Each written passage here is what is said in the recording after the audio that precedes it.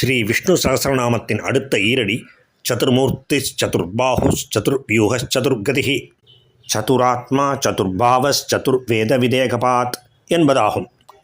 இந்த ஈரடியிலே வருகின்ற முதல் திருநாமம் சதுர்மூர்த்திகி. பகவானாகிய ஸ்ரீ மகாவிஷ்ணு 4 வண்ணங்களை உடையவர்.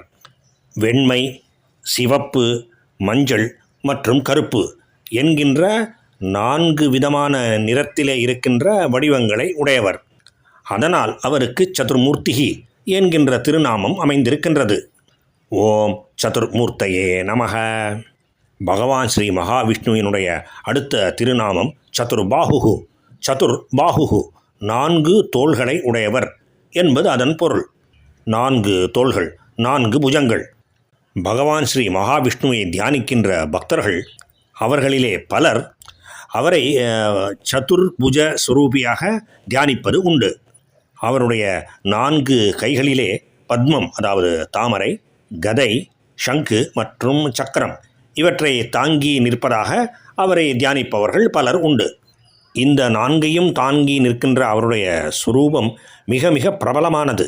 மற்றபடி சார்ங்கம் என்கின்ற வில்லையும் மற்றும் நந்தகம் என்கின்ற வாளையும், சுவர்டு, கத்தி, அதையும் அவர் ஆயுதங்களாக கொண்டிருக்கின்றார் என்பதை மறுப்பதற்கு இல்லை. அப்படிப்பட்ட சதுர்புஜ ஸ்வரூபியாகிய ஸ்ரீ மகாவிஷ்ணுவுக்கு நமஸ்காரம். ஓம் சதுர்பாகவே நமக. அடுத்த திருநாமம் சதுர்வியூக. 4 புருஷர்கள் பகவானுடைய 4 வியூகங்களாக சொல்லப்படுகின்றார்கள். சரீர புருஷ சந்த புருஷோ வேத புருஷோ மகாபுருஷக என்று உபநிடதத்திலே சொல்லப்பட்டிருக்கின்றது. அந்த 4 புருஷர்களுமே பகவானுடைய 4 வியூகங்கள் ஆவார்கள். அவ்வாறாக அவர் 4 வியூகங்களை கொண்டிருக்கின்றார். அதனால் சதுர்வியூக என்கின்ற திருநாமத்தையும் பெறுகின்றார். ஓம் சதுர்வியூகாய நமக.